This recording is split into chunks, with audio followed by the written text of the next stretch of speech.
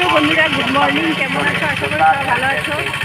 দেখো, আমি আজকে কামাখ্যায় এসেছি। আজকে অমাবস্যা না, কালকে লাগবে। সকালবেলা অমাবস্যা। দেখো এখানকার পরিবেশ, দেখো পুরা জমজমাট, লোকজন চারিদিকে, সব বাইরের থেকে তীর্থযাত্রীরা চলে এসছে।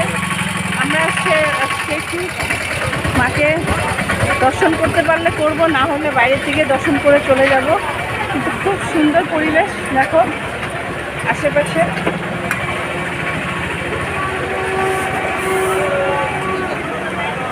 দেখেছো চারিদিকে অনেক লোকজন, সব তীর্থযাত্রীরা বসে আছে।